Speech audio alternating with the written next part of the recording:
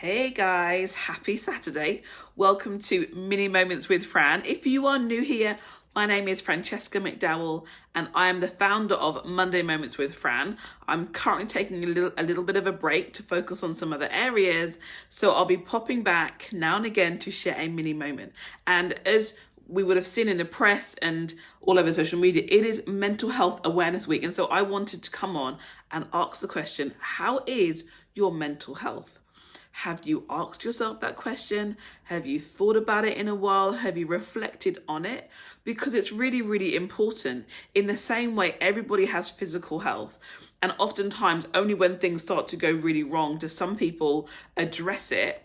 It's a similar thing with our mental health. Everybody has mental health, but we don't always think about it until for some people, things aren't going as well as they need to. And so today I really want to encourage you to firstly reflect and think about how is your mental health, and the second thing is make sure you cultivate a way of life where you are consistently supporting good mental health or good mental well-being, that you are proactive in creating space and time to take care of you, to be around people who are supportive and encouraging and affirming. Yes, we all need challenge and we all need, just those different spaces, but it can't be stress, drama, and pressure all the time. Like, it's not healthy. But we also have to be proactive in finding ourselves in those places.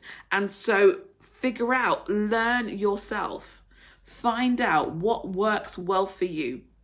And I've shared it on here a couple of times. Some things that I do to maintain a really good mental well-being is I go walking, and I love walking in green spaces, in nature or by water. Just find it incredibly therapeutic. And actually during lockdown, this was just ramped up massively, because for me as an extrovert, I really struggled at the beginning of lockdown, not being around people that I care about, and not just living life the way that we normally do was a real challenge for me. And so actually to be out walking and then to get walking buddies was brilliant.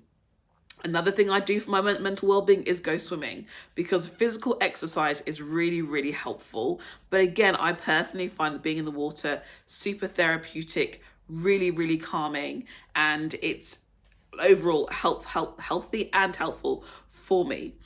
Another thing that I do is every month I have a well-being check-in with a therapist, with a counselor. Again, I am maintaining where I'm at. And, I say this to my clients as I coach and I mentor them. I said, I have to take care of me, because I cannot serve my clients to the best of my ability if I'm not in a good space. And so it's just a great space to talk about things. Like, it hasn't got to be that life has got to the extreme and things are terrible, but actually why not be more proactive? So I'm very loud and advocate for you taking care of you and getting the support with having counselling. And it's really fun actually, because quite a few of my friends have counselling in different ways, different reasons. And it's like one of those just regular conversations now, how's it going? Is it working well? What are the benefits? And for me personally, it has been so beneficial. So yeah, also having counselling. And what else do? I plan out times of rest. I'm super intentional. I've spoken about duvet days, like probably last year. If you didn't know what a duvet day is, it's a day where literally you're under your duvet. Maybe it's half a day, maybe it's a few hours. But again, it's that intentional time to rest. So I will plan it if I've got a big event coming up and I want rest before or even after, so I do not suffer burnout. Several years ago, every summer around the same time, I would get like stress spots, which is kind of really gross and super icky, because I was really, really stressed. And then you realize that you can't continue living life in a certain way. And so again, it's how are we proactive in living a life that is healthy and wholesome and restful. So also learning to say no more. Like now, I actually quite enjoy saying no. No, thank you. I'm not available. I'm sorry, I can't help you this time. Or just not volunteering, whereas before I'd be like, yeah, I can do this, or I'd get involved in that. Actually being a lot more wise about what we say yes to and what we say no to is also another way to maintain your mental well-being. And in the midst of everything, and for me personally, at the foundation of everything is my faith in God. It's my faith in Jesus. It's my relationship with the Lord. So prayer and spending time in God's word and spending time in worship, as well as fellowship with other Christians, is also a really helpful way to just, covers and ticks all the boxes. Literally, it makes such a difference.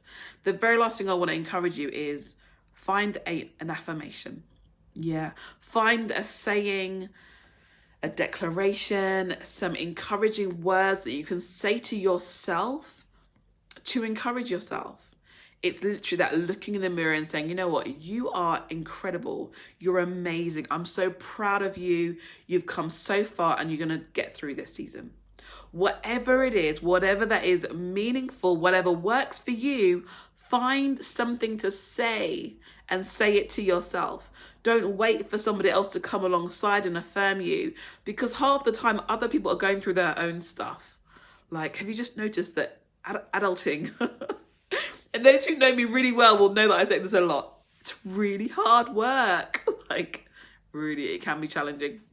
However, it's also a lot of fun, and it's a grateful space and season. And I'm not going to delve into the area of the beautiful gift of aging. However, all I'm saying is, don't wait for somebody else to come alongside you and even encourage you or ask you how you are or check in with you. Check in with yourself and value yourself, and learn to ask for what you need. Not everybody is going to know if you're having a tough time. If you could do with a hug or a chat or a walk, you be the one to actually be, again, proactive in seeking that for yourself. So I did say this was going to be a mini moment, and I feel like we've gone on for quite a few minutes. But like I said, I really wanted to encourage you, particularly as it's Mental Health Awareness Week. So how is your mental health? Have a conversation with yourself and make sure you're intentional with doing things that work for you to be in the best possible place you can be.